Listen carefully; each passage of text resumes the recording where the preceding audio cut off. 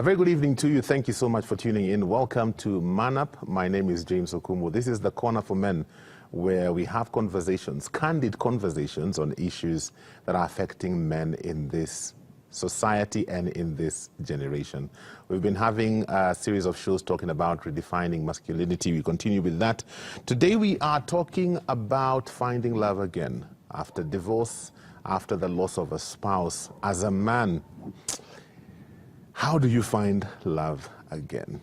Very important topic. I've got two amazing men joining me in studio today to help us with this conversation. First, we have counselor, psychologist, and church elder, Evangelist Kihara. How are you doing? I'm doing well. Karibu sana. Asante. We also have a marriage enrichment minister and a men's leader at Parklands Baptist Church, Francis Akuka. Francis, karibu sana. Asante sana. Karibuni. Asante. This is one of those topics that I know sometimes they say men don't have emotions. Lakini hapa, hii saa zingine inatoaga to emotions when you're talking about either whether it's divorce or whether it's loss of a spouse. I'm just curious, when we think about finding love again, do you think it's easier for men or harder for men in comparison to women finding love again?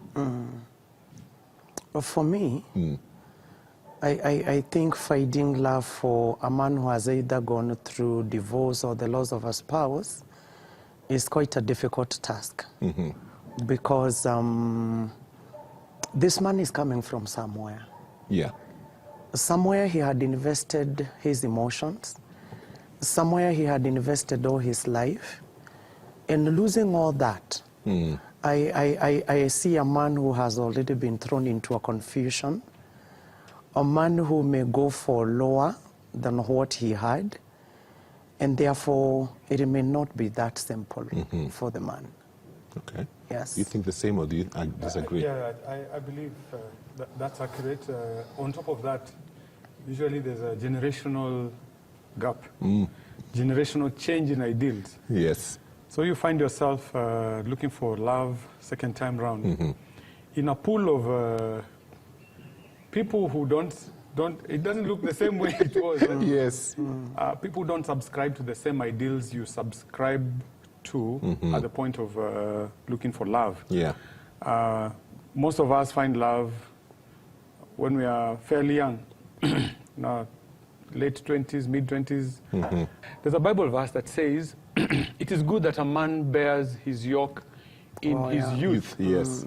Kuna vitu God concentrate kwa life yako for a certain age. Yes. If those things are postponed to a later time, it cannot be easier. It cannot be easier. Very true, very true. But then even just, there's something you said this man is coming from somewhere. Whether it's a divorce or whether it's the loss of your wife, there's a lot of emotion and there's a lot of, there's quite a number of things in there that you have to deal with. You know, how do you deal with that? Because my thinking is if you don't deal with that, then you're not even ready for another relationship in the first place. The churches and the societies we are in have a place for those who've been able to keep their marriages. And therefore, when you lose your spouse, you become a misplaced person. You know? The second reason I am settling for it is hard is because of the theoretical and the theological issues that surround loss of a spouse. And there is the question of, are you to blame? Do you still convince us you deserve being a member in this church? Why don't you take a backstage as we investigate this matter, as we look into what could have happened? Especially if it's and there divorce. is also personal judgment. Are there things I did that led toward this? And all this emotional turmoil, one, they mess the identity of the man. He no longer knows who he is. The second one, it lowers his self-esteem. As I think I need to keep a backstage as all these things are being settled down. And the third one, the ego of the man is deflated somehow.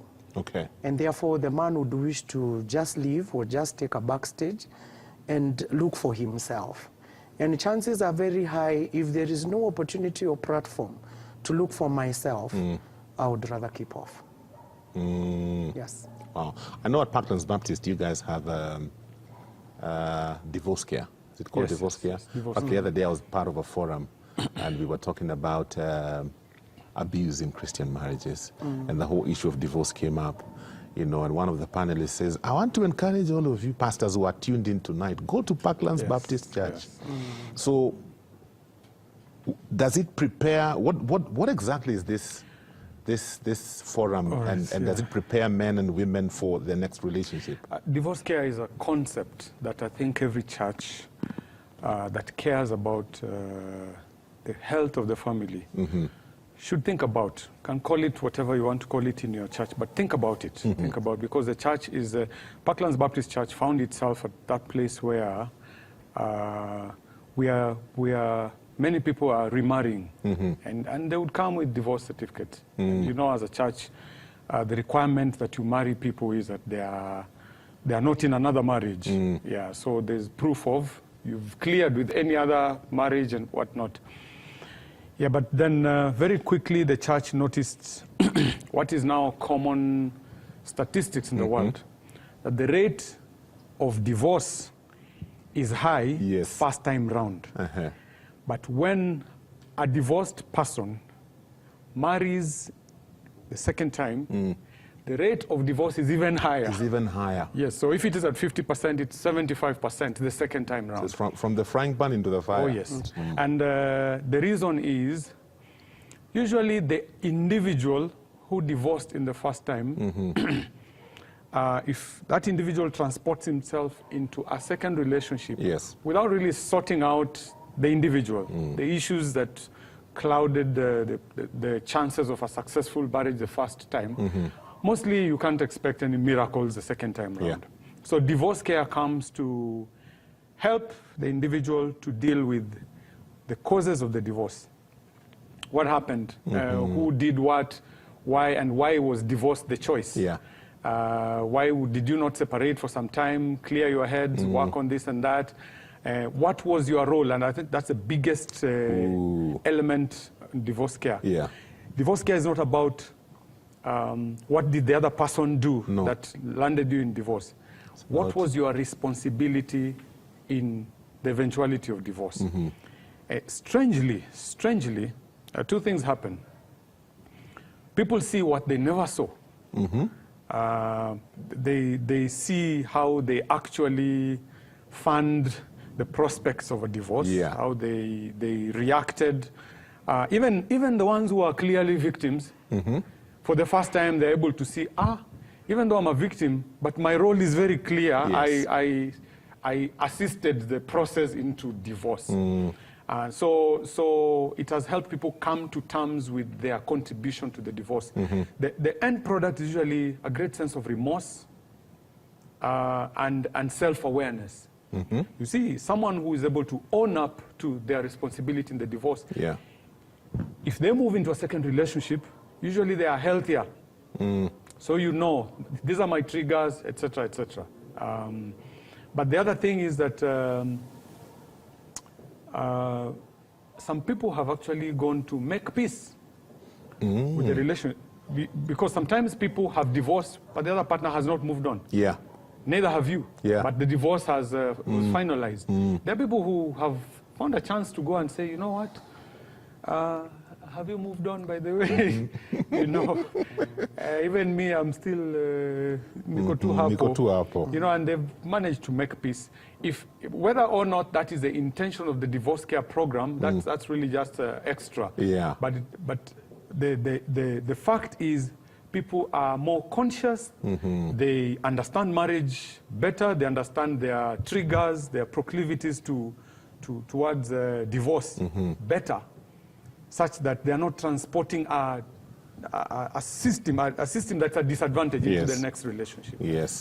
You'll find sometimes there's a lot of pressure, especially for, let's talk about losing a spouse. As a husband, you've lost your wife, and you know, maybe you had young children. I've seen quite some pressure to get somebody immediately. And there are those people who do that. But I keep wondering, is that wise? I'm afraid it may look good for the children who have been left there. But what about this man who still has unfinished businesses with the former spouse? Has he gone through a time of redefining himself?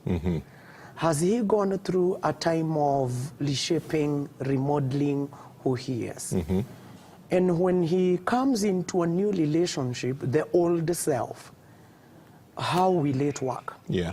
Therefore, my worry is there can be a way of taking care of the children and allow the man enough time to rework on himself, so that he will come into the dating arena a new man, a new being, having looked at the older relationship and making sure that none of the issues from that former relationship is infiltrating into the new thing. I'm also asking myself, what if the children of the first family reject the incoming woman?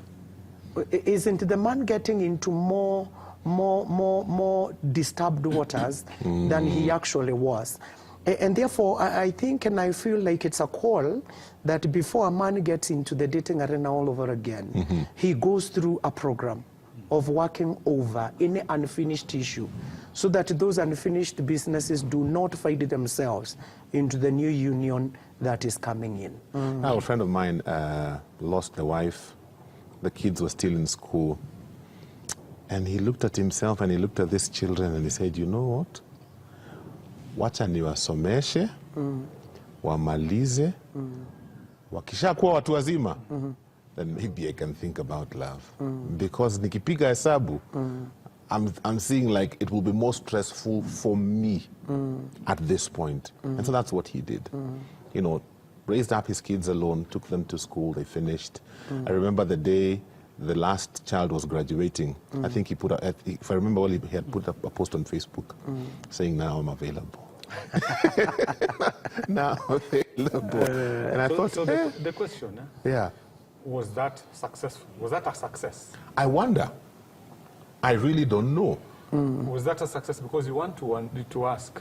So these children, were they entitled to motherly love as they were growing through the years of school and college and whatnot? Were they not entitled to motherly love? To motherly love, some motherly grooming, some emotional, you know, someone present who shapes them emotionally, and so on. So the man might tick the boxes and say, done, done, done. But on this and we cannot, you know, I'm not saying he wasn't. It's a mean feat to achieve as a man. I mean, but what tuko na shida, my friend, tuko na shida. Man up, we are talking about how to find love again. We're taking a short break as always. I'm giving you a minute. Ukimbia jikoni ukunywe maji, you come back because we'll be right back with part 2.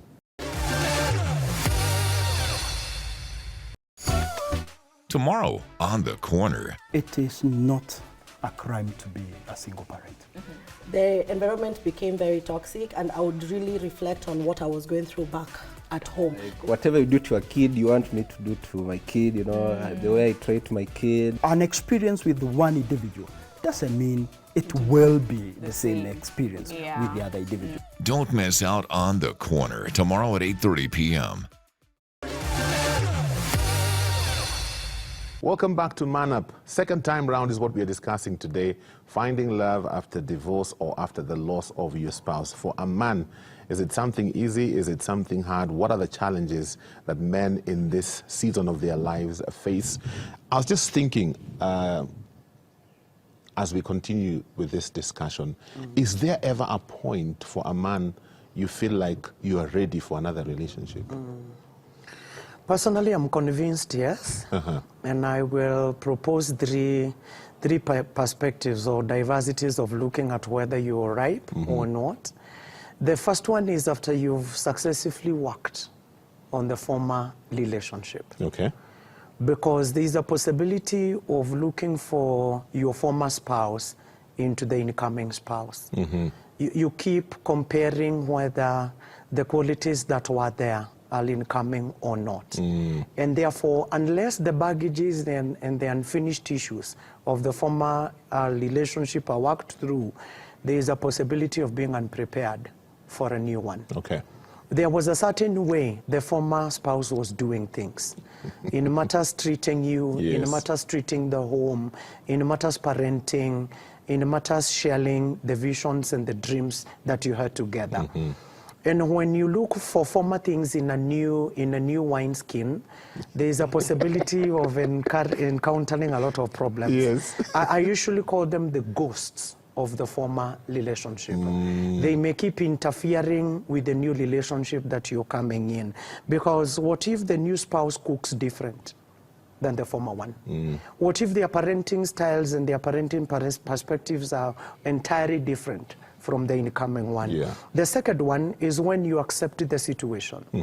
That you're now either divorced or your spouse is gone and gone forever, and simply allow them to sleep and you start off new life all over again. We have had instances whereby the remaining, there's a spouse who is alive who keep talking passionately. About the dead or the spouse who is not there. And the one who is already there will keep asking, do I have space here? You know, when shall I be allowed to be the person who is there? What if the alive spouse refuses to change a few things, refuses to change the wardrobe, refuses to change a few things that were in the house? Wow. Am I coming in as an extension of the spouse that was? And the third thing is when this person seeks counsel. And I'm talking about professional help. Okay. Because the Bible says in Proverbs 11:14 that where there is counsel, a nation stands. And therefore, I would really propose that the spouse who is alive, the spouse who has moved on from divorce, goes for professional help. So that within the professional help, they can redefine themselves.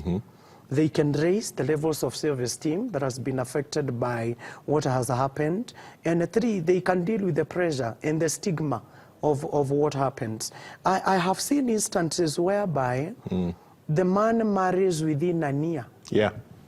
And you can imagine the talk of the village.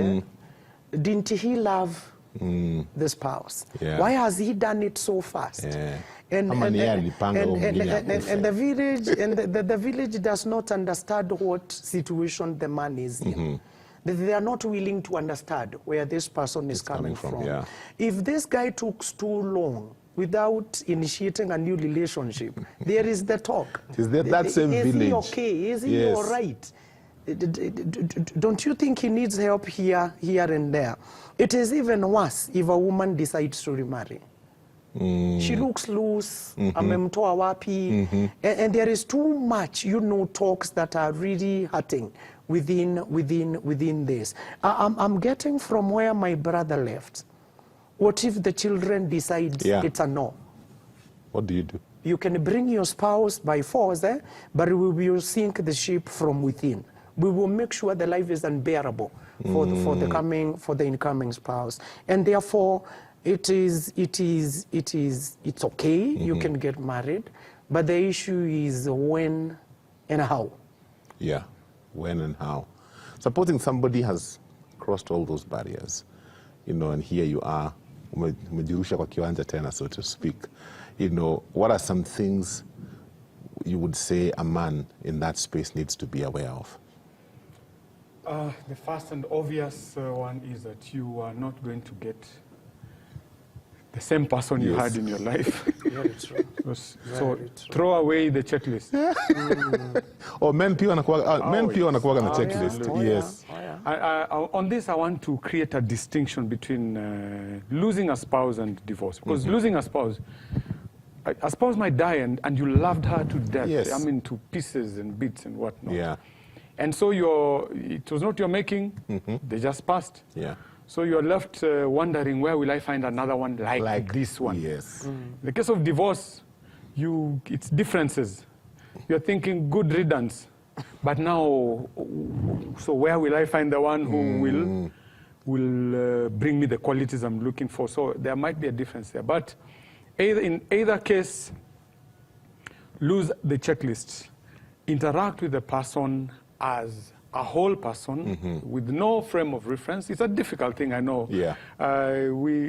If you've lived with someone, Yes. mulizoeana, kuna rhythm fulani. Yeah.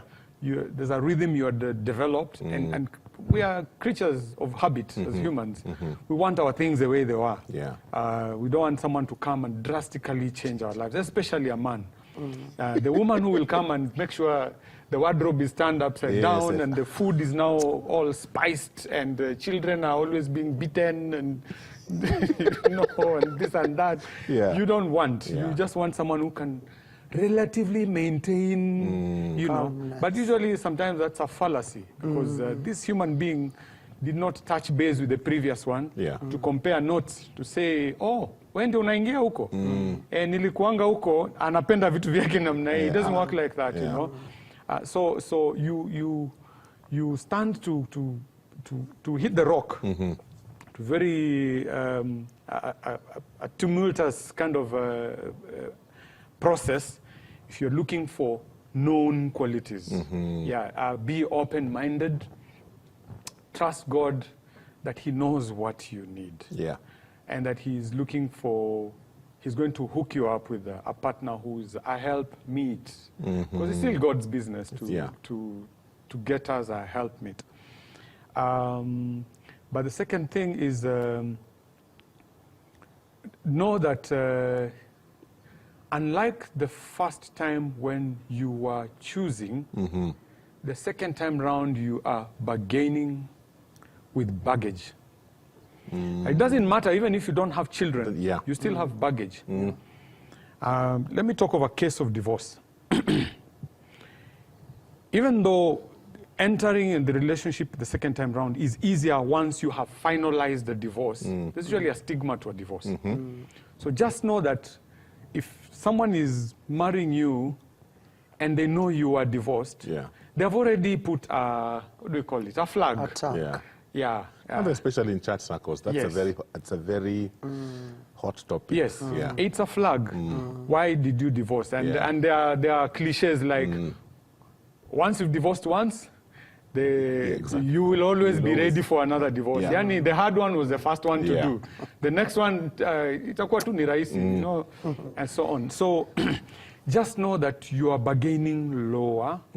Now assume you have baggage, you have children, and other, responsibilities around your life. I have seen people who struggle a lot because the man is looking for a single lady, no children, no previous relationship, and so on. So they put their standards very high, in the assumption that on the other side, there are single ladies who have never had a relationship who are actually looking for a divorced person. It's not really realistic. It's not realistic. So just lower your bargain. Look for a person. They most likely, in fact, I usually tell men, most likely you'll marry someone who has baggage like you. They may or may not be divorced. The woman may not be divorced, but she might be a single parent with children. Maybe just never settled in a relationship. Maybe a man lied to her, gave her a ball, kazaa watoto, and so on. Maybe she's a widow, and so on.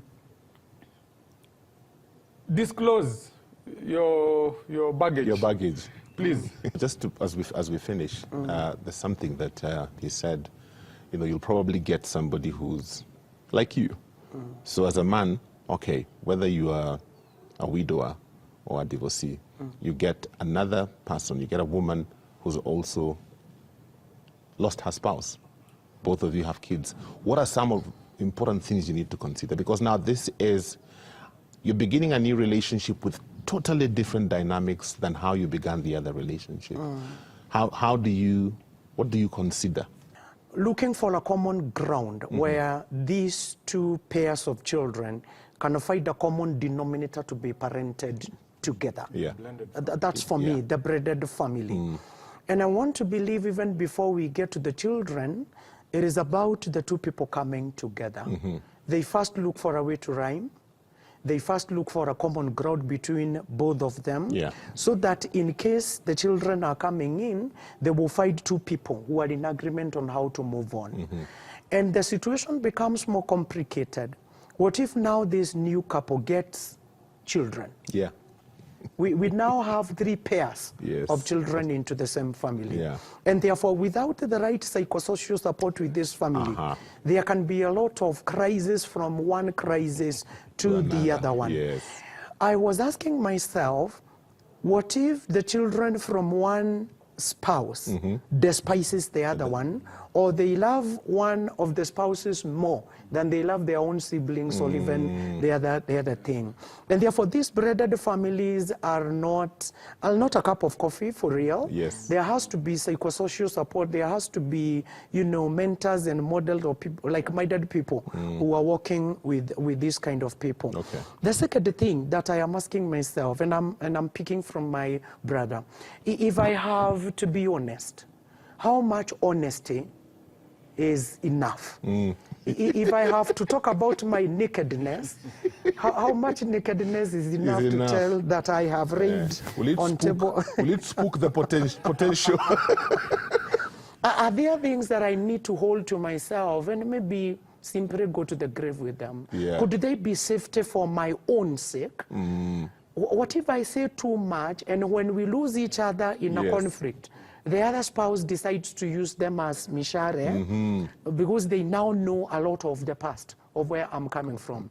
Okay. Maybe from my brother, what if I share the part I played in the breakdown of the relationship I was in? And when we lose each other because of the crisis of life, you're now convinced, what if you decide to go back? And in my native language, we say when you cut a tree, under favorable conditions, the stump can still regrow. Again. Won't I be convinced whatever happened and you did in the former relationship, under favorable conditions, you still can do the same and you resync this ship all over again? Wow. Pasi, allow me to throw in, I don't know if we have time. 1 minute. Okay. 1 minute. Just because you're remarrying after a divorce, or just because, doesn't mean that society is funding you. No. Go. No. Sometimes you've created very strong relationships with the family of the person you're divorcing. Yes. And sometimes that just throws in the spanner in the works, just you're so hooked up to your parents-in-law and to the siblings of your ex. And even the, other people related, the social circle.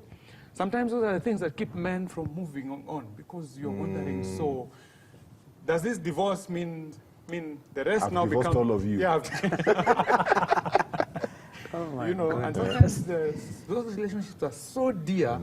They are the reason why a man especially feels like, maybe let me give it a time for natural attrition, so that they'll die naturally, and maybe that's why you'll see a man is taking too long to move on and so on. So those factors come into play. Okay. Yeah. Unfortunately, we're out of time. When you're talking about a blended family, you have your children, she's come with your children, you have your own. You get children. I was reading somewhere where a wife was calling the husband and saying, honey, your children and my children are beating our children.